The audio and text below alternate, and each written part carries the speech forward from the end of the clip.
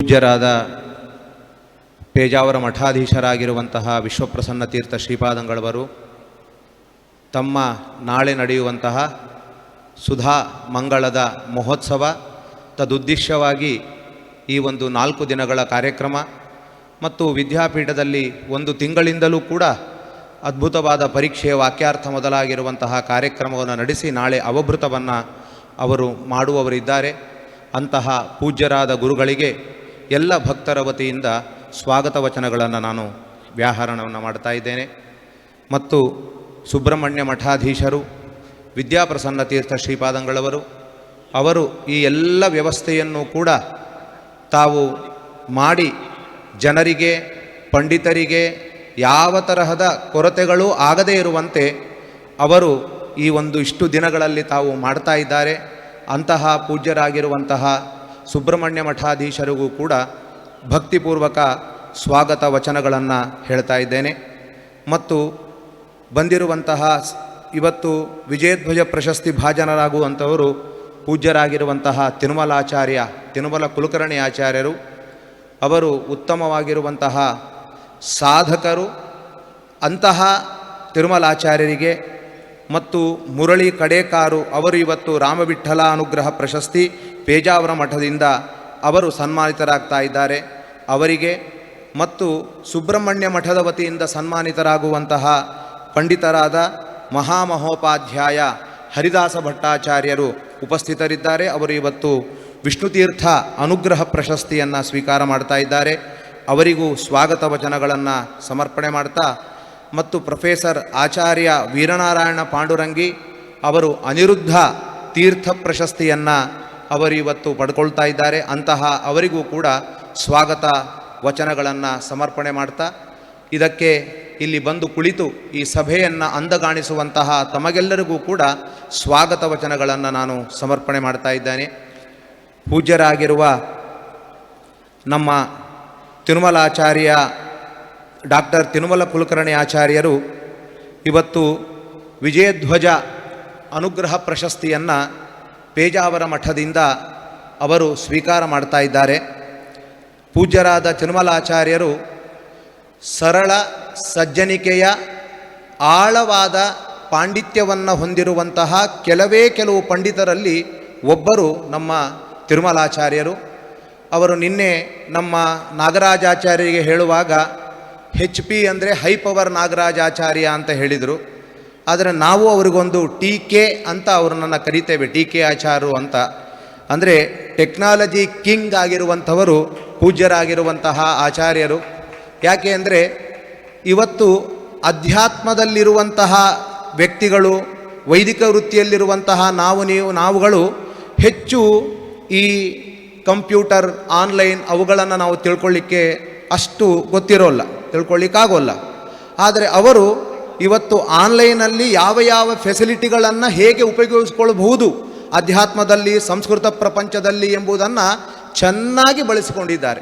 ಉದಾಹರಣೆಗೆ ಇವತ್ತೇನಾದರೂ ಒಂದು ದುರ್ಗೆಯ ಬಗ್ಗೆ ನಾವು ಮಾತಾಡಲಿಕ್ಕಿದೆ ಅಂತ ಆದರೆ ಅದನ್ನೊಂದು ಆ್ಯಪ್ ಮಾಡಿ ಅದರಲ್ಲಿ ದುರ್ಗೆ ಅಂತ ಬರೆದ್ರೆ ಸಾಕು, ಎಲ್ಲಿ ಪುರಾಣಗಳಲ್ಲಿ ದುರ್ಗೆ ಅಂತ ಬಂದಿದೆ, ಉಪನಿಷತ್ತಿನಲ್ಲಿ ಬಂದಿದೆ, ಅದನ್ನೆಲ್ಲ ಸಂಗ್ರಹ ಮಾಡಿ ಕೊಡುವಂತಹ ಒಂದು ಅದ್ಭುತವಾಗಿರುವಂಥದ್ದು ಆ್ಯಪ್ ಇದೆ. ಅದನ್ನು ಅವರು ನಮಗೆ ಹೇಳಿಕೊಡ್ತಾರೆ. ಹೀಗೆ ಒಂದಲ್ಲ ಎರಡಲ್ಲ ಅನೇಕ ಈ ತರಹದ ಒಂದು ಟೆಕ್ನಾಲಜಿಯನ್ನು ಅವರು ತಿಳಿದುಕೊಂಡವರು. ಇನ್ನೊಂದು ಸ್ವಲ್ಪ ಅವರ ಬಗ್ಗೆ ಹೇಳುವುದಾದರೆ, ಅವರ ಬಗ್ಗೆ ಮಾತನಾಡುವಾಗ ಒಂದು ಪೆನ್ನು ಪೇಪರ್ ಇಟ್ಕೊಳ್ಬೇಕು. ಯಾಕೆಂದರೆ ಅವರು ನಮ್ಮೊಂದಿಗೆ 2 ನಿಮಿಷ ಸಿಗಲಿ 3 ನಿಮಿಷ ಸಿಗಲಿ ಯಾವುದೋ ಒಂದು ಅದ್ಭುತವಾಗಿರುವಂತಹ ಒಂದು ಮಾತನ್ನು ಹೇಳಿರ್ತಾರೆ. ಏನಾದರೂ ಒಂದು ಸ್ವಪ್ನ ಅಂತ ಬಂದರೆ ಅವರು ಹೇಳ್ತಾರೆ, ಸ್ವಪ್ನದಲ್ಲಿ ಏನಾದರೂ ಒಂದು ಇವತ್ತು ಅನಿಷ್ಟವಾಗ್ತಾ ಇದೆ ಅಂತ ಅನಿಸಿದರೆ ಅದು ಏನೋ ನಮಗೆ ನಿಜವಾದದಲ್ಲಿ ಆಗಬೇಕಾಗಿರುತ್ತೆ. ದೇವರು ನಮ್ಮ ಪ್ರಾರಬ್ಧವನ್ನು ಕೊಂಚ ಮಾಡಲಿಕ್ಕೆ ಅಲ್ಲಿ ತೋರಿಸಿ ಅದನ್ನು ಪರಿಹಾರ ಮಾಡ್ತಾನೆ ಅಂತ ಯಾವುದೇ ವಿಷಯವನ್ನು ಕೇಳಿದರೂ ಕೂಡ ಅದನ್ನು ಹೇಳುವಂತಹ ಒಂದು ಶಕ್ತಿ ಅವರಲ್ಲಿ ಇರುವಂಥದ್ದು. ತರ್ಕಶಾಸ್ತ್ರ ಬಹಳ ಕಠಿಣವಾಗಿರುವಂತಹ ಶಾಸ್ತ್ರ. ಅದರಲ್ಲಿ ಟೆಕ್ನಿಕಲ್ ವರ್ಡ್ಸ್ ಇದೆ, ಅದನ್ನು ಪಾರಿಭಾಷಿಕ ಶಬ್ದ ಅಂತ ಕರಿತೇವೆ. ಇವತ್ತು ತರುಣ ವಿದ್ವಾಂಸರು ಅದನ್ನು ಓದಲಿಕ್ಕೋಸ್ಕರ ಹಾತೊಯ್ತಾ ಇದ್ದಾರೆ. ಆದರೆ ಅಲ್ಲಿರುವಂತಹ ಈ ಶಬ್ದಗಳನ್ನು ಅರ್ಥ ಮಾಡಿಕೊಳ್ಳದೆ ದೂರ ಉಳಿತಾ ಇದ್ದಾರೆ. ಇದನ್ನು ಅವರು 8-10 ವರ್ಷಗಳ ಹಿಂದೆ ಮನಗಂಡು ಅವರು ವಿಶಿಷ್ಟವಾಗಿರುವಂತಹ ಪಾರಿಭಾಷಿಕ ಶಬ್ದಗಳನ್ನೇ ಸಂಗ್ರಹಿಸಿ ಅದನ್ನು ಇಂಗ್ಲೀಷಿನಲ್ಲಿ ಅದಕ್ಕೆ ಕನ್ನಡದಲ್ಲಿ ಅನುವಾದವನ್ನು ಮಾಡುವ ಮೂಲಕ ಎಲ್ಲ ಲೌಕಿಕ ತರುಣ ವಿದ್ವಾಂಸರು ಕೂಡ ಈ ಕಡೆ ಬರಬೇಕು, ಅವರು ತರ್ಕವನ್ನು ಓದಿ ವೇದಾಂತವನ್ನು ಓದಬೇಕು ಅಂತ ಸೆಳೆದಿರುವಂಥವರು ಪೂಜ್ಯರಾಗಿರುವಂತಹ ತಿರುಮಲ ಕುಲಕರ್ಣಿ ಆಚಾರ್ಯರು. ಮತ್ತು ತರ್ಕದಲ್ಲಿ ಅಷ್ಟು ನಮಗೆ ಆಸಕ್ತಿ ಇಲ್ಲ, ಸಂಸ್ಕೃತವನ್ನು ಓದಬೇಕು ಅಂತಿದೆ ಅಂತ ಆದರೂ ಕೂಡ ಅದಕ್ಕೆ ಸರಳ ಕಠಿಣ ಸಂಸ್ಕೃತಂ ಅಂತ ಹೇಳಿ ಅದನ್ನೊಂದು ವಿಶಿಷ್ಟವಾಗಿ ಕೇವಲ 1 ಮತ್ತು 2 ತಿಂಗಳ ಒಳಗಾಗಿ ನಿರರ್ಗಳವಾಗಿ ಸಂಸ್ಕೃತ ಮಾತನಾಡುವಂತಹ ನೈಪುಣ್ಯವನ್ನು ಆ ಪುಸ್ತಕದ ರೀತಿಯಲ್ಲಿ ಪಾಠ ಮಾಡಿದರೆ ಅದು ಖಂಡಿತವಾಗಿಯೂ ಸಿದ್ಧಿಸುತ್ತೆ. ಇದನ್ನು ಅನೇಕ ಇಲ್ಲಿ ಇರುವಂತಹ ವೈದ್ಯುತಂ ಗುರುಕುಲಂ ಅಲ್ಲಿರುವಂತಹ ವಿದ್ಯಾರ್ಥಿಗಳು ಅದರ ಅನುಭವ ಪಡೆದಿದ್ದಾರೆ. ಶ್ರೀನಿಧಿ ಪ್ಯಾಟಿ ಆಚಾರ್ಯರು ಅಂತಿದ್ದಾರೆ, ಅವರು ಅನೇಕ ಈ ಥರದ ಸತ್ರಗಳನ್ನು ಮಾಡಿ ಎಲ್ಲಿವರೆಗೂ ಅಂದರೆ ಸಾಫ್ಟ್ವೇರ್ ಇಂಜಿನಿಯರ್ಗಳು ಎಷ್ಟೋ ಜನ ಇವತ್ತು ವಿಷ್ಣುತತ್ವ ನಿರ್ಣಯದ ಪಂಕ್ತಿಗಳನ್ನು ಓದಿ ಅರ್ಥ ಹೇಳುವಂತಹ ಸಾಮರ್ಥ್ಯ ಪಡಿತಾ ಇದ್ದಾರೆ. ಇದು ಹೇಗೆ ಸಾಧ್ಯ ಅಂದರೆ ಅವರು ಮಾಡಿರುವಂತಹ ಆ ಪುಸ್ತಕದ ಆಧಾರದಲ್ಲಿ ನಡೆದ ಸಂಸ್ಕೃತದ ಪಾಠದ ಬಲ ಇದು ವಿಶಿಷ್ಟವಾದ ಶಕ್ತಿ. ನಮ್ಮ ಗೀತಾ ವಿವೃತ್ತಿಯಲ್ಲಿ ಪ್ರಥಮ ಷಟ್ಕ, ದ್ವಿತೀಯ ಷಟ್ಕ ಅಂತ ಎಲ್ಲ ಬರ್ತದೆ. 6 ಅಧ್ಯಾಯದಲ್ಲಿ ಒಂದು ರೀತಿಯಾಗಿ ಹೇಳಿದ್ದಾರೆ ಅಂತ ರಾಯರು ಹೇಳ್ಕೊಂಡು ಹೋಗ್ತಾರೆ. ವಿದ್ಯಾರ್ಥಿಗಳಿಗೆ ಪ್ರಥಮ ಷಟ್ಕದಲ್ಲಿ ಹೇಳಿದ್ದಾರೆ ಅಂದರೆ ತಲೆ ತುರುಚಿಗೆ ಶುರುವಾಗುತ್ತೆ. ಏನು ಪ್ರಥಮ ಷಟ್ಕದಲ್ಲಿ ಹೇಳಿದ್ದಾರೆ, 6 ಅಧ್ಯಾಯದಲ್ಲಿ ಏನು ಹೇಳಿದ್ದಾರೆ ಅಂತ ಗೊಂದಲ ಆದಾಗ ತಿರುಮಲಾಚಾರ್ಯ ಏನು ಮಾಡಿದರು ಅಂದರೆ ಒಂದು ಬೋರ್ಡಲ್ಲಿ ಇದಮತ್ರ ಆಪೂತಂ ಅಯಮತ್ರ ಪಿಂಡಿತಾರ್ಥ ಅಂತ ಹೇಳಿ ಒಂದೇ ಒಂದು ಬೋರ್ಡಿನಲ್ಲಿ 6 ಅಧ್ಯಾಯದ ಸಾರ ಸಂಗ್ರಹ ಏನು ಅಂತ ಬರೆದು ಹಾಕಿದರು.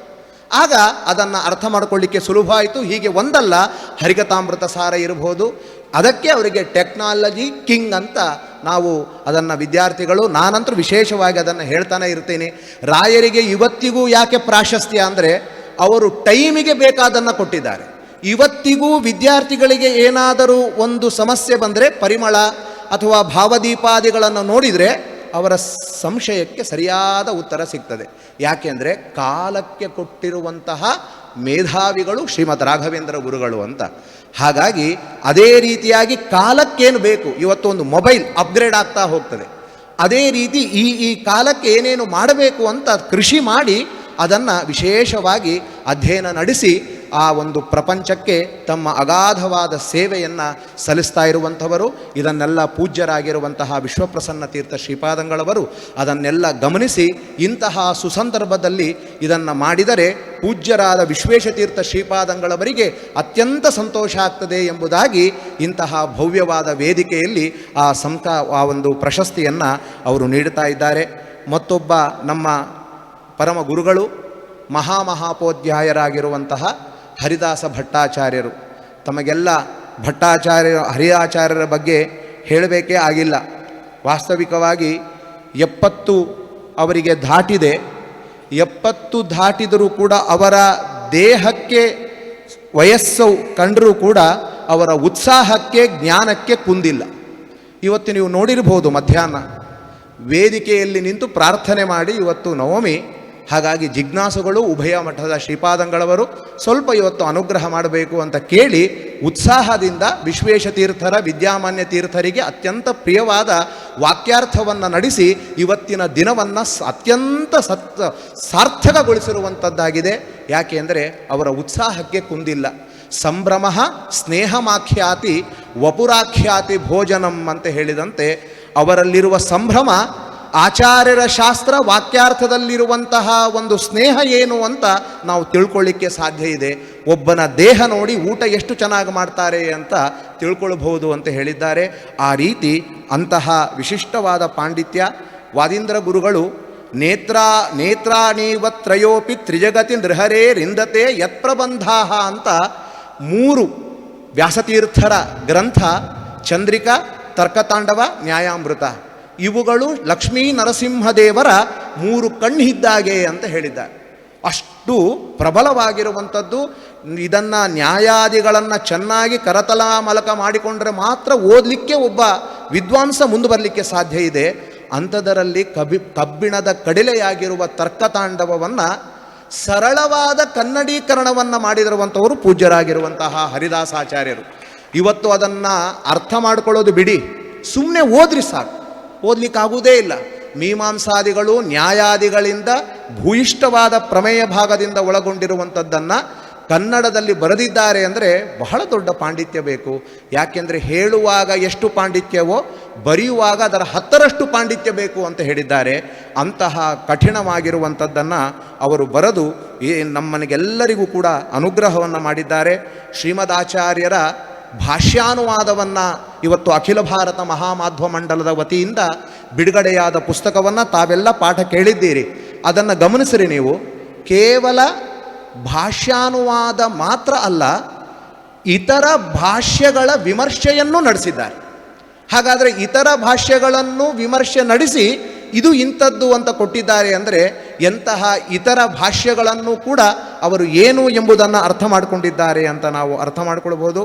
ಮತ್ತು ರಾಷ್ಟ್ರೀಯ ಸಂಸ್ಕೃತಿ ಸಂಸ್ಥಾನದ ವತಿಯಿಂದ ಮಹಾಮಹೋಪಾಧ್ಯಾಯ ಎಂಬುವಂತಹ ಪ್ರಶಸ್ತಿ ಭಾಜನರಾಗಿದ್ದಾರೆ ಪೂಜ್ಯರಾಗಿರುವಂತಹ ಹರಿಯಾಚಾರ್ಯರು.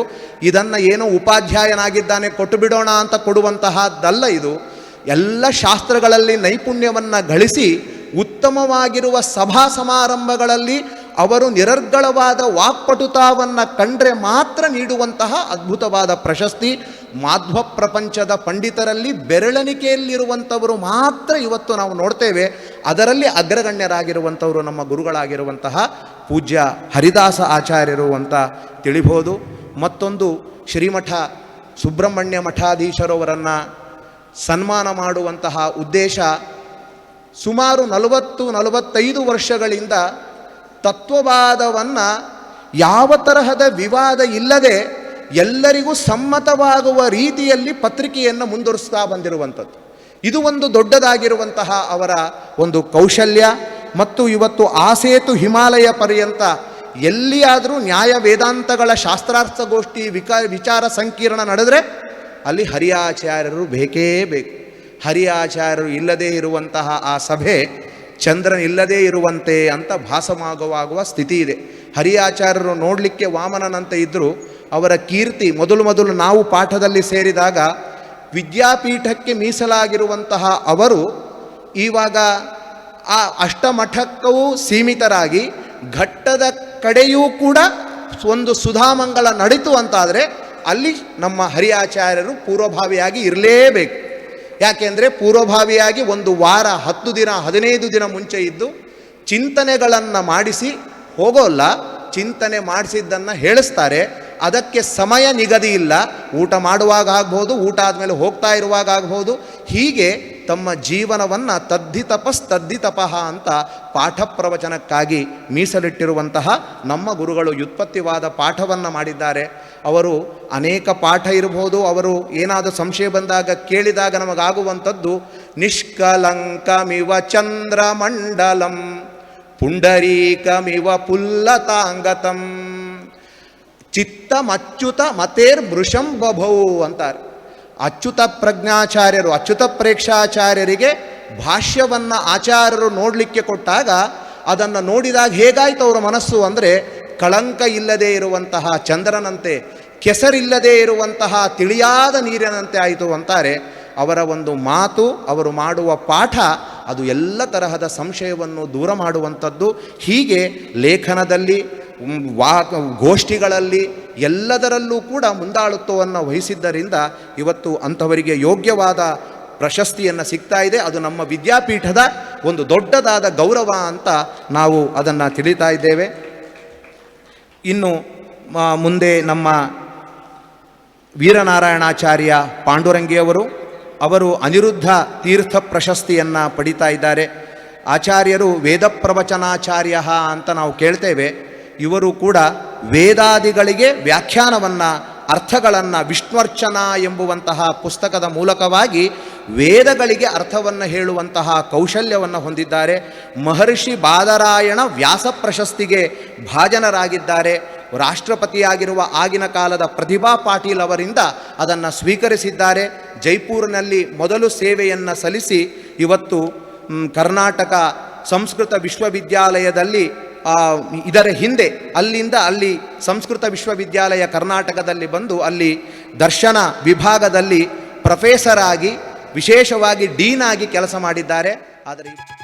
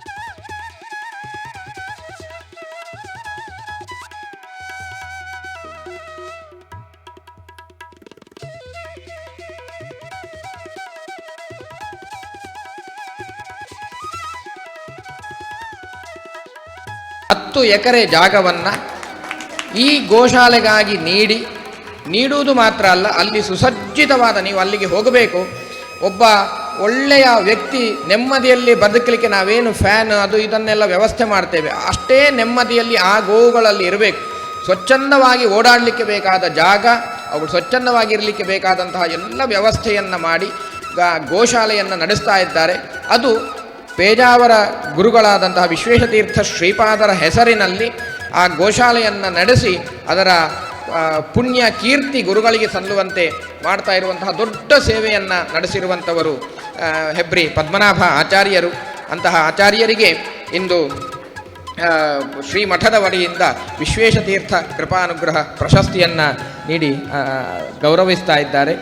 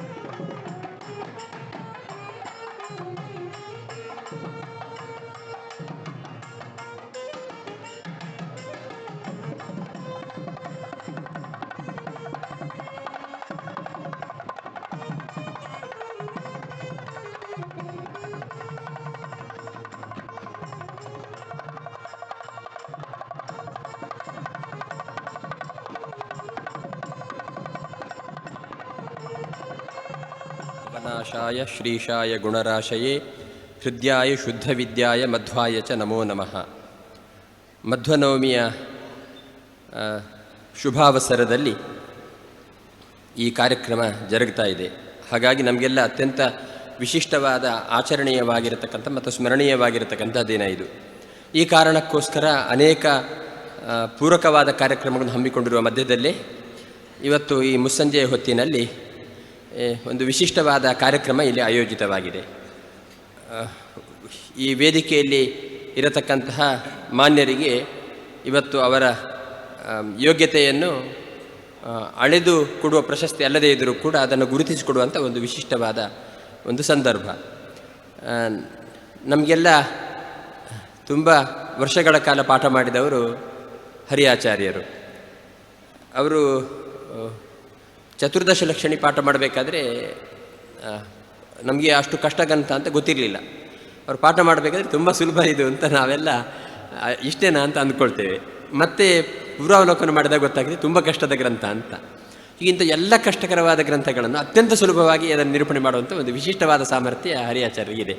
ಹಾಗಾಗಿ ಯಾವುದೋ ಅತ್ಯಂತ ಕ್ಲಿಷ್ಟಕರವಾದ ಗ್ರಂಥವನ್ನು ಓದದೇ ಇರಬೇಕು ಅಂತ ಹೇಳುವಷ್ಟರ ಮಟ್ಟಿಗೆ ಇರುವವರಿಗೂ ಕೂಡ ಇದು ಇಷ್ಟೇನಾ ಅಂತ ಹೇಳುವಷ್ಟರ ಮಟ್ಟಿಗೆ ನಿರೂಪಣೆ ಮಾಡುವಂಥ ಒಂದು ಶೈಲಿ, ತುಂಬ ಸುಂದರವಾದ ಶೈಲಿ ಮತ್ತು ಮನೋಗತವಾಗಿರುವಂಥ ಶೈಲಿ. ಹೀಗೆ ನ್ಯಾಯಶಾಸ್ತ್ರ, ವ್ಯಾಕರಣ ಮತ್ತು ವೇದಾಂತ ಎಲ್ಲ ಶಾಸ್ತ್ರಗಳಲ್ಲಿ ಕೂಡ ಅತ್ಯಂತ ಪ್ರಭುತ್ವವನ್ನು ಪಡೆದವರು ಹರಿಯಾಚಾರ್ಯರು. ನಾವೆಲ್ಲ ಓದ್ತಾ ಇರಬೇಕಾದ ಸಂದರ್ಭದಲ್ಲಿ ಹರಿಯಾಚಾರ್ಯರು ವಿದ್ಯಾಪೀಠದ ಒಳಗಡೆ ಸೀಮಿತವಾಗಿದ್ದರು. ನಮಗೆಲ್ಲ ಗೊತ್ತಿತ್ತು ಅವರು ತುಂಬ ದೊಡ್ಡ ವಿದ್ವಾಂಸರು ಅಂತ. ಆ ಸಂದರ್ಭದಲ್ಲಿ ಅವರು ಮತ್ತೆ ತನ್ನ ವ್ಯಾಪ್ತಿಯನ್ನು ಹೊರಗಡೆ ಅವರಿಷ್ಟಪಡದೇನೆ ಆ ವ್ಯಾಪ್ತಿ ಹೊರಗಡೆ ಹೋಯಿತು. ಹಾಗಾಗಿ ಘಟ್ಟದ ಮೇಲಿನ ಅನೇಕ ಮಠಗಳಲ್ಲಿ ವಾಕ್ಯಾರ್ಥಗೋಷ್ಠಿ ಆದಾಗ ಪ್ರಥಮ ಪ್ರವೇಶ ಹರಿಯಾಚಾರ್ಯ ಪಡೆದಾಗ ನೋಡೋ ಸ್ವಲ್ಪ ಕುಳ್ಳಗಿರುವ ವ್ಯಕ್ತಿ ಸ್ವಲ್ಪ ಅಪಾಯಕಾರಿ, ಅವರ ಮುಂದೆ ನೀವೆಲ್ಲ ಅನುವಾದ ಮಾಡಬೇಕಾದ್ರೆ ಸ್ವಲ್ಪ ಜಾಗ್ರತೆ ಮಾಡಿ, ಅವರೇನು ಸುಮ್ಮನೆ ಬಿಡೋದಿಲ್ಲ ಅಂತ ಹೇಳೋ ಮಾತನ್ನು ನಾವು ಕಿವಿಯಾರ ಕೇಳಿದವರು. ಅಂದರೆ ಆಗ ತಾನೇ ಅವರು ಆ ಪ್ರಪಂಚಕ್ಕೆ ಪ್ರವೇಶ ಮಾಡಿದ್ದಾರೆ. ಅಂದರೆ ಹೊರಗಡೆ ಜನಗಳಿಗೆ ಅವರ ವ್ಯಕ್ತಿತ್ವವನ್ನು ಪರಿಚಯ ಮಾಡಿಸಿಕೊಡುವ ಸಂದರ್ಭ.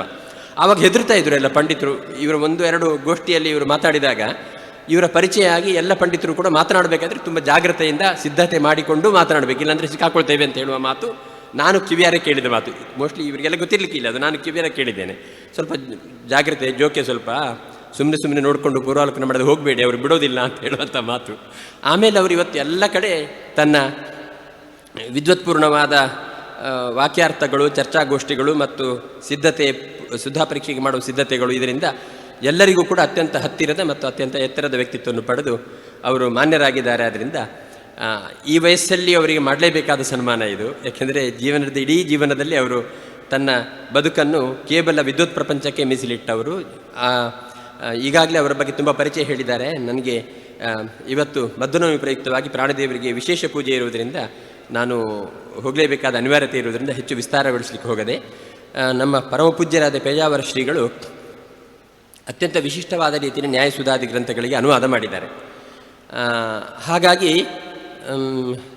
ನಾವು ಯಾರು ಏನೇ ಮಾಡಿದರೂ ಕೂಡ ಅದು ಹೇಗೆ ವ್ಯಾಸೋಚ್ಛಿಷ್ಟ ಜಗತ್ಸರ್ವನೋ ಹಾಗೆ ವಿದ್ಯಾಪೀಠದ ಎಲ್ಲ ಪಂಡಿತರದ್ದು ಕೂಡ ವಿಶ್ವೇಶೋಚ್ಛಿಷ್ಟವೇ. ಅವರು ಅನುಗ್ರಹ ಇಲ್ಲದೆ ಯಾರು ಏನೂ ಮಾಡೋಕ್ಕೆ ಸಾಧ್ಯ ಇಲ್ಲ. ಹಾಗಾಗಿ ಅವರು ಏನು ನ್ಯಾಯಸುಧಾ ಗ್ರಂಥಗಳಿಗೆ ನ್ಯಾಯಸುಧಾ ಸಾರ ಅಂತ ಮಾಡಿದರು, ಅದನ್ನು ಅವಲಂಬಿಸಿಕೊಂಡು ಎಲ್ಲ ಪಂಡಿತರುಗಳು ಕೂಡ ಇವತ್ತು ಯಾವುದೇ ಗೋಷ್ಠಿಗೆ ಹೋಗಬೇಕಾದ್ರೆ ಸಿದ್ಧತೆ ಮಾಡಲಿಕ್ಕೆ ಅವಕಾಶ ಇದೆ.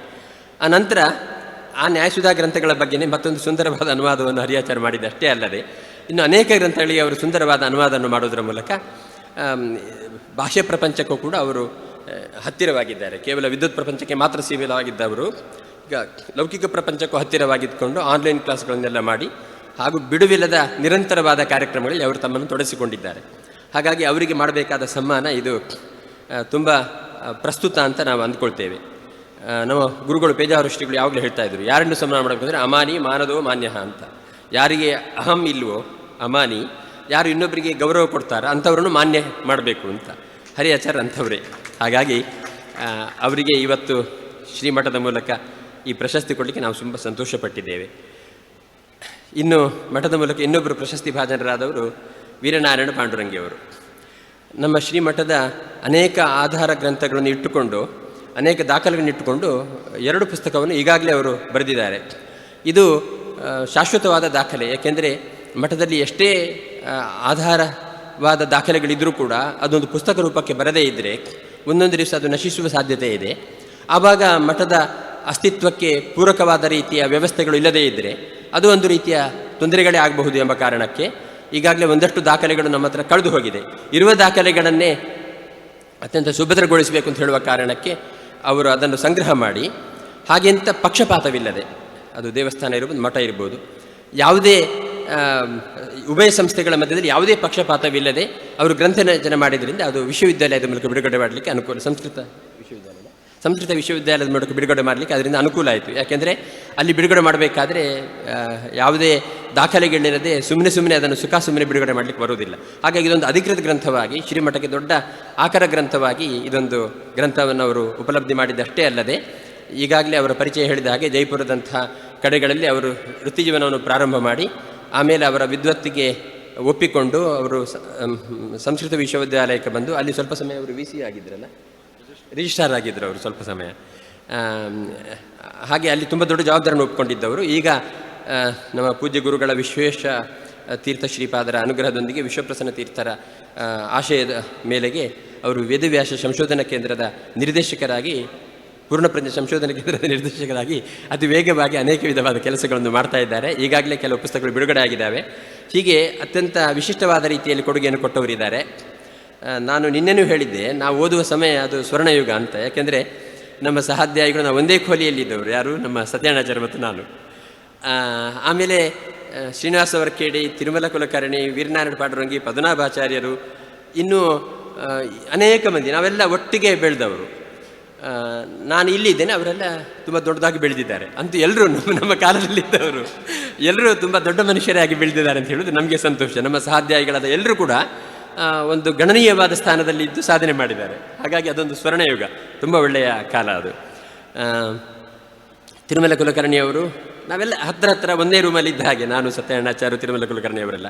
ಸತ್ಯನಾರಾಯಣಾಚಾರ್ಯ ವಿದ್ವತ್ತಿ ಅಂತ ನಿಮ್ಗೆ ಗೊತ್ತಿದೆ. ತುಂಬ ನಿಷ್ಠರಾಗಿ, ತುಂಬ ಪ್ರಾಮಾಣಿಕವಾಗಿ ವಿದ್ಯಾಪೀಠದ ಸರ್ವತೋಮುಖವಾದ ಏಳಿಗೆಗೆ ಅವರು ಪ್ರಯತ್ನ ಮಾಡುವವರು. ಅವರು 4:30 ಗಂಟೆಯಿಂದ ಶುರು ಮಾಡ್ತಾರೆ ಅವರ ಪಾಠವನ್ನು. ರಾತ್ರಿ 10:30 ಗಂಟೆವರೆಗೂ ಅವರಿಗೆ ವಿಶ್ರಾಂತಿ ಇಲ್ಲ. ಯಾಕೆ ಮಾಡಬೇಕು ಅಂತ ಕೇಳಿದರೆ, ವಿದ್ಯಾಪೀಠ ತುಂಬ ಸುಂದರವಾದ ವಿದ್ಯಾಪೀಠ. ನಮ್ಮ ವಿಶ್ವಪ್ರಸನ್ನ ತೀರ್ಥ ಶ್ರೀಪಾದರ ನೇತೃತ್ವದಲ್ಲಿ ತುಂಬ ಎತ್ತರಕ್ಕೆ ಬೆಳಿಬೇಕು. ಆಗಾಗಲೇ ಅದು ತುಂಬ ಎತ್ತರಕ್ಕೆ ಬೆಳೆದ ಸಂಸ್ಥೆ. ಅದು ಯಾವತ್ತೂ ತನ್ನ ಎತ್ತರವನ್ನು ಕಳ್ಕೊಳ್ಬಾರದು ಎಂಬ ಒಂದು ನಿಷ್ಠೆಯಿಂದಾಗಿ ಅವರು ಸಮರ್ಪಣಾ ಭಾವದಿಂದ ತುಂಬ ಕೆಲಸ ಮಾಡ್ತಾರೆ. ಎಂಥ ಒಳ್ಳೆಯ ಪಾಠ, ಒಳ್ಳೆಯ ವಿದ್ವತ್ತು ಅವರದ್ದು ಅಂತ ಹೇಳೋದು ಅವರ ಪರಿಚಯ ಇದ್ದವರಿಗೆಲ್ಲ ಗೊತ್ತೇ ಇದೆ. ಆದ್ದರಿಂದ ಅವರ ನೇತೃತ್ವ ವಿದ್ಯಾಪೀಠಕ್ಕೆ ಸಿಕ್ಕಿ ವಿದ್ಯಾಪೀಠ ಎತ್ತರಕ್ಕೆ ಬೆಳೆದಿದೆ. ತಿರುಮಲ ಕುಲಕರ್ಣಿ ಅವರದ್ದು ಬಗ್ಗೆ ಈಗಾಗಲೇ ಹೇಳಿದ್ದಾರೆ. ನಾನು ನಿನ್ನೆನೂ ಕೂಡ ಅವ್ರ ಬಗ್ಗೆ ಹೇಳಿದ್ದೆ. ಒಂದು ಆಚಾರದಲ್ಲಿ ತುಂಬ ಶ್ರದ್ಧೆ, ನಿಷ್ಠೆ ಇದೆ ಅವ್ರದ್ದು. ಅವರು ಧಾರವಾಡದವರು. ಅದರ ಜೊತೆಗೆ ವಿಮರ್ಶಾತ್ಮಕವಾದ ಭಾವನೆ. ಯಾವುದೇ ವ್ಯವಸ್ಥೆಗಳು ಅಲ್ಲೋಲಕಲ್ಲವಾಗಿದ್ದಾಗ ಮನೋಗತವಾಗುವುದಿಲ್ಲ. ಅದಕ್ಕೆ ಅದನ್ನು ಒತ್ತಟ್ಟಿಗೆ ಸೇರಿಸಿಬಿಟ್ಟು ಅದರ ಬಗ್ಗೆ, ಈ ಸೂತ್ರಗಳ ಬಗ್ಗೆ ಹೇಳಬೇಕಾದ್ರೆ ಸಾರವದ್ ವಿಶ್ವತೋಮುಖಂ ಅಂತ ಹೇಳ್ತಾರೆ. ಅಂದರೆ ಅದು ಯಾವುದೋ ಒಂದು ವಸ್ತುವಿನ ಮೇಲೆ ಬೆಳಕು ಚೆಲ್ಲುವುದರ ಬದಲಿಗೆ ವಿಶ್ವತೋಮುಖವಾಗಿ ಬೆಳಕನ್ನು ಚೆಲ್ಲಬೇಕು ಅಂತ. ಆ ರೀತಿಯ ಒಂದು ಚಾಕಚಕ್ಯತೆಯ ಪರಿಣಾಮವಾಗಿ ಅವರು ಮಾಡಿರತಕ್ಕಂಥ ಸೇವೆಯಿಂದಾಗಿ ಬಹುಮಂದಿಗೆ ಅದರಿಂದ ತುಂಬ ದೊಡ್ಡ ಉಪಕಾರ ಆಗಿದೆ. ಆದ್ದರಿಂದ ಅವರನ್ನು ಸನ್ಮಾನ ಮಾಡಿದ್ದು ತುಂಬ ಪ್ರಸ್ತುತ ಅಂತ ನಾವು ಶ್ರೀಗಳಿಗೆ ಅದರ ಬಗ್ಗೆ ಅಭಿನಂದನೆ ಸಲ್ಲಿಸುತ್ತಾ, ಪದ್ಮನಾಭಾಚಾರ್ಯರು ಅವರು ಕೂಡ ನಾವೆಲ್ಲ ಒಟ್ಟಿಗೆ ಇದ್ದವರು, ಒಂದೇ ಊರಿನವರು ಕೂಡ. ಹಾಗಾಗಿ ಅವರದ್ದು ಬಗ್ಗೆ ಹೇಳಿದ್ದಾರೆ. ಅವರು ಕೂಡ ತುಂಬ ಆಚಾರದಲ್ಲಿ ನಿಷ್ಠೆ, ಚಾತುರ್ಮಾಸ್ಯ ವ್ರತ, ಏಕಾದಶಿ ಉಪವಾಸ, ಇದೆಲ್ಲ ತುಂಬ ನಿಷ್ಠೆ ಅವರಿಗೆ. ಅದರ ಜೊತೆಗೆ ಅವರು ಜೀವನದಲ್ಲಿ ತುಂಬ ಏರುಪೇರುಗಳನ್ನು ಅನುಭವಿಸಿದ್ದಾರೆ, ಅನಿರೀಕ್ಷಿತವಾದ ಆಘಾತಗಳನ್ನು ಅನುಭವಿಸಿದ್ದಾರೆ ಅವರ ಮಗನನ್ನು ಕಳ್ಕೊಂಡು. ಆದರೆ ಆ ಎಲ್ಲ ದುಃಖವನ್ನು ಕೂಡ ಎದುರಿಸಲಿಕ್ಕೋಸ್ಕರ ಅವರು ತುಂಬ ದೊಡ್ಡ ಸೇವೆಯನ್ನು ಪೇಜಾವರ ಶ್ರೀಗಳ ಅನುಗ್ರಹದಿಂದ ಮಾಡ್ತಾ ಇದ್ದಾರೆ. ತುಂಬ ಒಳ್ಳೆಯ ಗೋಶಾಲೆಯನ್ನು ಈಗಾಗಲೇ ವಿಶ್ವಪ್ರಸನ್ನ ತೀರ್ಥ ಶ್ರೀಪಾದರು ಹೇಳಿದ ಹಾಗೆ 10 ಎಕರೆ ಜಾಗವನ್ನು ಕೊಟ್ಟು ಆ ನಿರ್ವಹಣೆಗೋಸ್ಕರನೂ ಕೂಡ ಸತತವಾಗಿ ಪ್ರಯತ್ನ ಮಾಡ್ತಾ 100 ಹಸುಗಳನ್ನು ಸಾಕ್ತಾ ಇದ್ದಾರೆ ಅಂತ ಹೇಳೋದು ತುಂಬ ಒಳ್ಳೆಯ ಶ್ರೇಷ್ಠವಾದ ಕೆಲಸ. ಆದ್ದರಿಂದ ಅಭಿನಂದನೆ ಸಲ್ಲಿಸುತ್ತಾ, ಶ್ರೀಶ ಕಡೆಕಾರ್ ಅವರು ಅಲ್ಲ, ಮುರಳಿ ಕರಿಕರ್ ಅವರು ತುಂಬ ಕಲಾಪ್ರೇಮಿಗಳು ಹೌದು. ಸಮಾಜಕ್ಕೆ ತನ್ನನ್ನು ತೊಡಗಿಸಿಕೊಂಡಿರ್ತಕ್ಕಂಥವರು. ಆಚಾರ್ಯ ಮಧ್ವರ ವಚನದಂತೆ ನಾನಾ ಜನಸೆ ಶುಶ್ರೂಷಾ ಕರ್ತವ್ಯ ಕರವನ್ನು ಮಿತೆ ಅಂತ ಹೇಳುವಂಥ ರೀತಿಯಲ್ಲಿ ಯಾರಿಗೆ ಅಗತ್ಯ ಇದೆಯೋ ಅಂಥ ಎಲ್ಲ ಮಂದಿಗೂ ಕೂಡ ಸಕಾಲಿಕವಾಗಿರ್ತಕ್ಕಂಥ ಸೇವೆಯನ್ನು ಸಲ್ಲಿಸುತ್ತಾ ಸಮಾಜದಲ್ಲಿ ಯಾವತ್ತೂ ಕೂಡ ಅವರು ಪ್ರಸ್ತುತವಾದ ವ್ಯಕ್ತಿಗಳಾಗಿದ್ದಾರೆ, ಇರಿಲೆವೆಂಟ್ ಅಲ್ಲ, ರಿಲೆವೆಂಟ್ ಆದ ವ್ಯಕ್ತಿಗಳಾಗಿದ್ದುಕೊಂಡು ಅವರನ್ನು ಎಲ್ಲರೂ ಗುರುತಿಸುವ ರೀತಿಯಲ್ಲಿ ಅವರು ತನ್ನ ವ್ಯಕ್ತಿತ್ವವನ್ನು ಕಾಪಾಡಿಕೊಂಡಿದ್ದಾರೆ. ಆದ್ದರಿಂದ ಅವರ ಸಮ್ಮಾನವು ಕೂಡ ಪ್ರಸ್ತುತ ಅಂತ ಹೇಳ್ತಾ, ಪ್ರಭಂಜನಾಚಾರ್ಯರು ತುಂಬ ದೊಡ್ಡ ವಿದ್ವಾಂಸರು, ಅವರ ನೇತೃತ್ವದಲ್ಲಿ ತುಂಬ ಒಳ್ಳೆಯ ರೀತಿಯಲ್ಲಿ ಚರ್ಚಾಗೋಷ್ಠಿ ನಡೆದಿದೆ. ಆ ಚರ್ಚಾಗೋಷ್ಠಿಯಲ್ಲಿ ಎಲ್ಲರೂ ಕೂಡ ಮಹನೀಯರು ತುಂಬ ಒಳ್ಳೆಯ ರೀತಿಯಲ್ಲಿ ಅದನ್ನು ನಿರೂಪಣೆ ಮಾಡಿದ್ದಾರೆ. ಎಲ್ಲರದ್ದು ಹೆಸರು ಹೇಳುವಷ್ಟು ಟೈಮ್ ಇಲ್ಲ.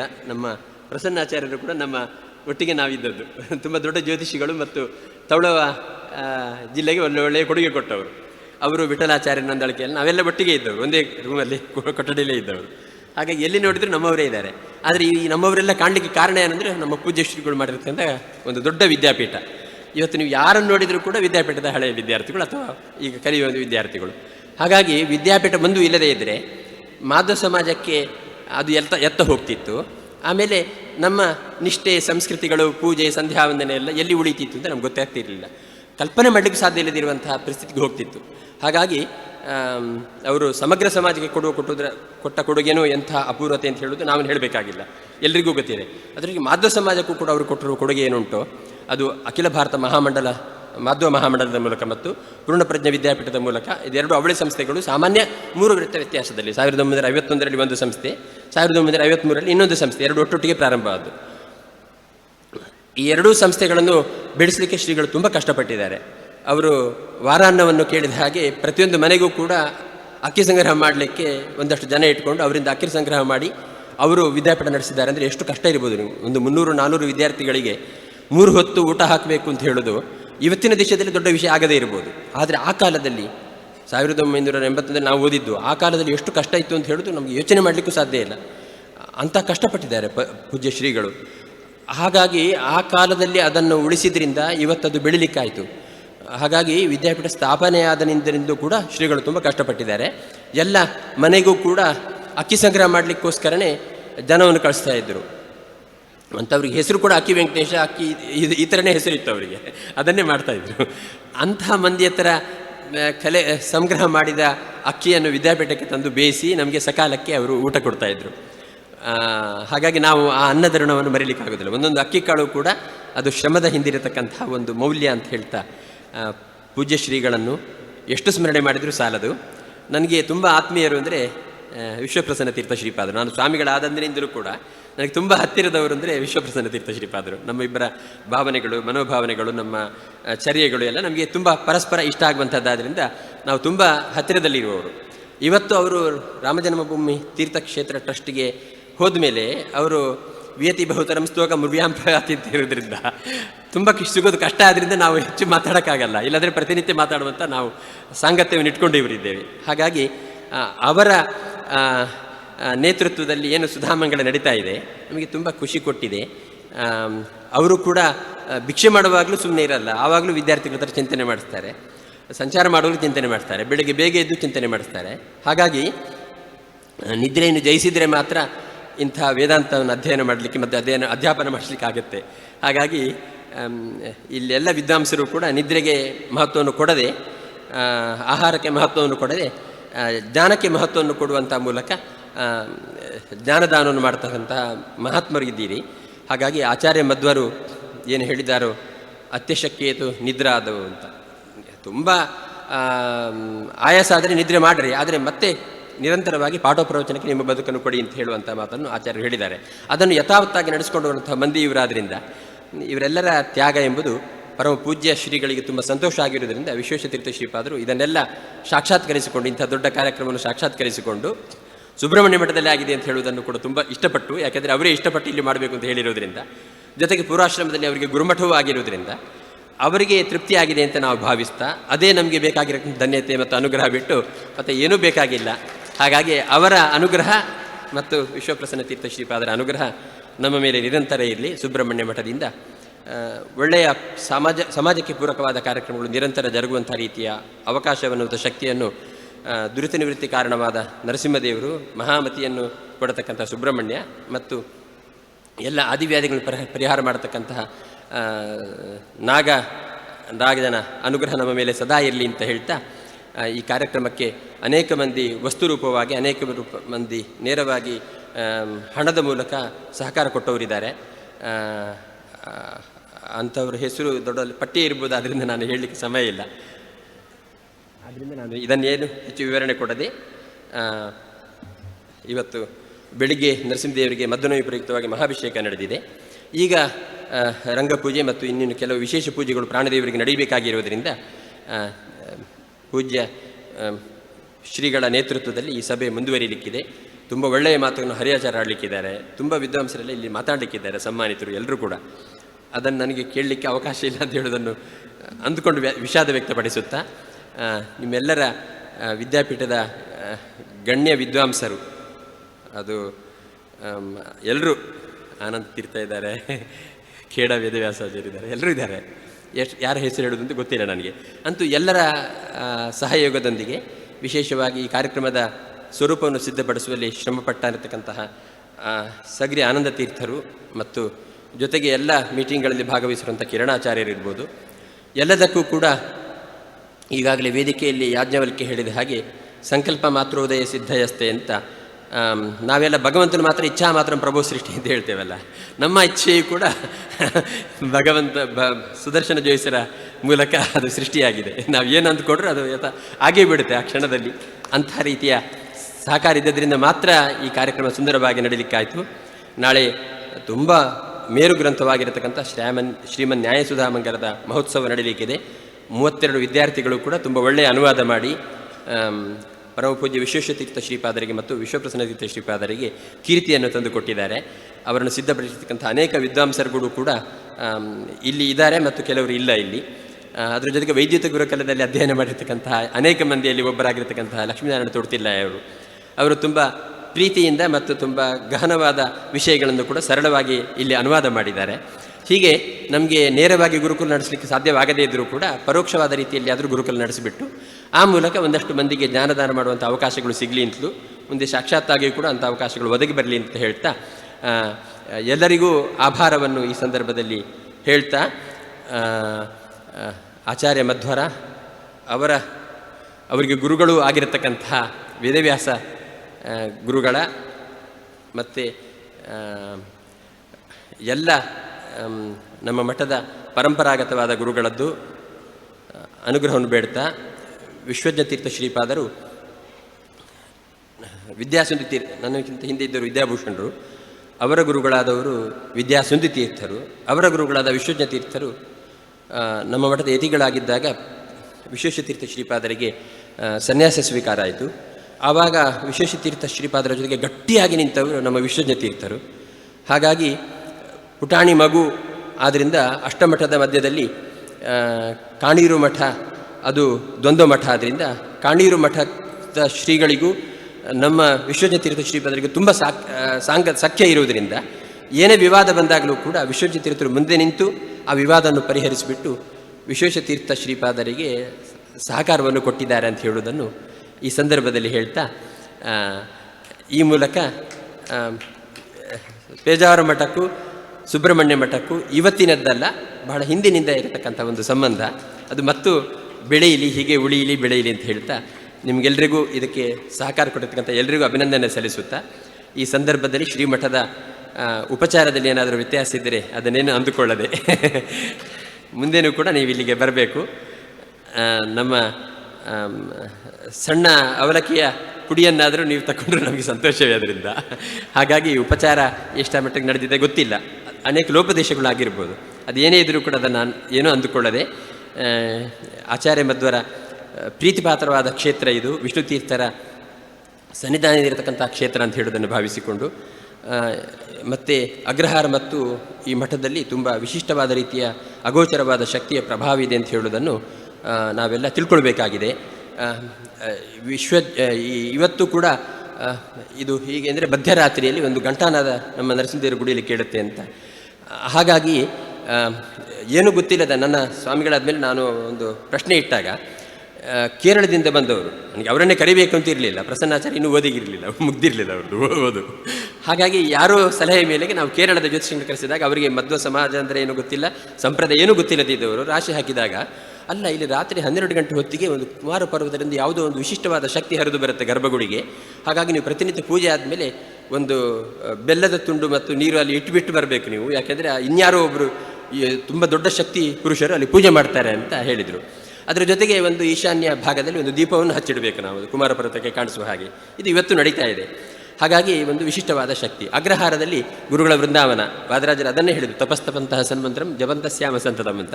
ಆ ವೃಂದಾವನದ ಸನ್ನಿಧಾನದಲ್ಲಿಯೂ ಕೂಡ ಸುಮಾರು ಒಂದು 10 ವರ್ಷದ ಹಿಂದೆ ರಾತ್ರಿ ಗ್ರಹಣ ಮುಗಿಯುವಾಗ 1 ಗಂಟೆ 5 ನಿಮಿಷಕ್ಕೆ ನಾನು ಆ ಕುಮಾರಧಾರಾ ನದಿಯಲ್ಲಿ ಸ್ನಾನ ಮಾಡಿ ಬಂದೆ. ಈ ಕಡೆ ನಮ್ಮ ಪೂರ್ವಾಶ್ರಮದ ನಮ್ಮ ಬಾಬಣ್ಣ ಮತ್ತು ಇನ್ನೊಬ್ಬ ಕೃಷ್ಣ ಪ್ರಸಾದ್ ಇದ್ದಿದ್ದರು. ಅವಾಗ ಯಾವುದೊಂದು ವಿಶಿಷ್ಟವಾದ ರೀತಿಯ ವ್ಯಕ್ತಿ, ಅವರು ಕೈಯಲ್ಲಿ ಕಮಂಡಲು ಮತ್ತು ಬೆಳ್ಳಿ ಪಾತ್ರೆ ಹಿಡ್ಕೊಂಡು ಕುಮಾರಧಾರ ನದಿಯನ್ನು ದಾಟಿ ವೃಂದಾವನದಿಂದ ಕುಮಾರ ಪರ್ವತಕ್ಕೆ ಹೋದ ಒಂದು ದೃಶ್ಯವನ್ನು ಕಂಡದ್ದಿದೆ. ಹಾಗಾಗಿ ಅಲ್ಲಿ ಒಬ್ಬರು ಕುಮಾರ ಅಂತ ಒಬ್ಬರು ಇದ್ದರು, 14 ವರ್ಷದ ವ್ಯಕ್ತಿ ಬಂದಿದ್ದವ ಕೇರಳದಿಂದ. ಅವನು ಎಲ್ಲ ಕಡೆ ಓಡಾಡಿ ಕುಮಾರಧಾರ ನದಿ ತೀರದಲ್ಲಿ ಅವನಿಗೆ ಖುಷಿ ಆಯಿತು, ಯಾಕೆಂದರೆ ನದಿ ಪೂರ್ವದಿಂದ ಪಶ್ಚಿಮಕ್ಕೆ ಹರಿದು ಉತ್ತರಕ್ಕೆ ತಿರುಗುವಂಥ ಜಾಗ ಯಾವತ್ತೂ ಕೂಡ ತುಂಬ ವಿಶಿಷ್ಟವಾದ ಶಕ್ತಿಯನ್ನು ಹೊಂದಿರತಕ್ಕಂತಹ ಸಾತ್ವಿಕ ವೈಬ್ರೇಷನ್ ಅಥವಾ ಸ್ಪಂದನ ಶಕ್ತಿ ಇರುವಂಥ ಜಾಗ ಅಂತ ಹೇಳೋದು ವಾಸ್ತು ಪ್ರಕಾರ ಇದೆ ಅಂತೆ. ಅಂಥ ಜಾಗದಲ್ಲಿ ಅವನಿಗೆ ರಾತ್ರಿ ಹೊತ್ತು ಓಂಕಾರ ಎಲ್ಲ ಕೇಳಿಸ್ತಾ ಇತ್ತಂತ. ಅವನು ಅಲ್ಲೇ ಮಲ್ಕೊಳ್ತಿದ್ದ, ಬೆಳಿಗ್ಗೆ ತುಳಸಿ ಪೂಜೆ ಎಲ್ಲ ಪುಷ್ಪ ಎಲ್ಲ ತರೋದು ಅಂತ. ಹೀಗೆ ಒಂದು ಅದ್ಭುತವಾದ ಅಗೋಚರವಾದ ಶಕ್ತಿಗಳು ಈ ಕ್ಷೇತ್ರದಲ್ಲಿ ಮತ್ತು ಕುಮಾರಧಾರ ತೀರದಲ್ಲಿ ಇರತಕ್ಕಂಥ ವೃಂದಾವನ ಮತ್ತು ಅಗ್ರಹಾರ ಸೋಮೇಶ್ವರ ದೇವರ ಸನ್ನಿಧಿಯಲ್ಲಿ ಇದೆ ಅಂತ ಹೇಳೋದು ಬಹಳ ಮಂದಿಗೆ ಅನುಭವಗೋಚರವಾದ ಸಂಗತಿ. ಜೊತೆಗೆ ಅನಿರುದ್ಧ ತೀರ್ಥರ ಸನ್ನಿಧಾನದಲ್ಲಿ ಯಾವತ್ತೂ ಕೂಡ ಸರ್ಪಗಳು ಓಡಾಡ್ತಾನೆ ಇರ್ತವೆ. ವಿಶಿಷ್ಟವಾಗಿ ಒಂದು ಕಾಳಿಂಗ ಸರ್ಪ ಅಲ್ಲಿ ಯಾವತ್ತೂ ಓಡಾಡ್ತಾ ಇರುತ್ತೆ. ನಾಳೆ ಜಪ ಮಾಡಿಕ್ಕೆ ಹೆದರಬೇಡಿ, ಯಾರಿಗೂ ಏನು ಮಾಡಿಲ್ಲ ಅದು, ನಾಳೆ ಜಪಕ್ಕೆ ಹೋಗೋದು ನಿಲ್ಲಿಸಬೇಡಿ ಇಲ್ಲಿ ಕುಮಾರಧಾರ ನದಿ ಹತ್ರ. ಅಂತೂ ತುಂಬ ಒಳ್ಳೆಯ ಸನ್ನಿಧಾನ ಅಂತ ಹೇಳೋದು ಅನುಭವಿಸುವವರಿಗೆ ಗೊತ್ತಿದೆ. ಅಂಥ ಎಲ್ಲ ಅಗೋಚರವಾದ ಅಪೂರ್ವವಾದ ಶಕ್ತಿಗಳ ಅನುಗ್ರಹ ನಮ್ಮ ಎಲ್ಲರ ಮೇಲೂ ಇರಲಿ ಅಂತ ಹೇಳ್ತಾ, ಇನ್ನು ಲೇಟ್ ಆದರೆ 7:30 ಆಗಿದೆ ಪೂಜೆಗೆ ಹೋಗುವಾಗ. ಎಲ್ರಿಗೂ ದೇವರ ಅನುಗ್ರಹ ಪ್ರಾರ್ಥನೆ ಮಾಡ್ತಾ ನಮ್ಮ ಮಾತನ್ನು ಮುಗಿಸ್ತೇವೆ. ಪೂಜ್ಯ ಗುರುಗಳು ವಿಶ್ವೇಶತೀರ್ಥರ ಒಂದು ವಿಶೇಷವಾದ ಸ್ಮರಣೆಯನ್ನು ಮಾಡಿದ್ದಾರೆ. ನಮ್ಮ ಗುರುಗಳಾದ ವಿಶ್ವೇಶತೀರ್ಥರು ಯಾವಾಗಲೂ ಒಂದು ಮಾತು ಹೇಳ್ತಾ ಇದ್ದರು, ವಿಶ್ವಮಾನ್ಯರು ನನಗೆ ಆಶ್ರಮ ಕೊಟ್ಟವರು, ವಿದ್ಯಾಮಾನ್ಯರು ನನಗೆ ವಿದ್ಯೆ ಕೊಟ್ಟವರು, ಇಬ್ಬರು ಗುರುಗಳಿಂದ ಮಾನ್ಯತೆಯನ್ನು ಪಡೆದಿದ್ದೇನೆ. ವಿದ್ಯಾಪ್ರಸನ್ನರು ಮತ್ತು ವಿಶ್ವಪ್ರಸನ್ನರು ನನಗೆ ಶಿಷ್ಯರಾಗಿದ್ದಾರೆ, ಅವರಿಂದ ನನಗೆ ಪ್ರಸನ್ನತೆ ಉಂಟಾಗಿದೆ ಅಂತ ಹೇಳ್ತಾ ಇದ್ದರು. ಅಂತಹ ಇಬ್ಬರು ಇಲ್ಲಿ ಜ್ಞಾನಿಗಳು ಉಪಸ್ಥಿತರಿದ್ದು ಅನುಗ್ರಹ ಸಂದೇಶವನ್ನು ಪೂಜ್ಯ ಗುರುಗಳು ಈಗ ನೀಡಿ ತಾವು ತೆರಳಿದ್ದಾರೆ. ಮುಂದೆ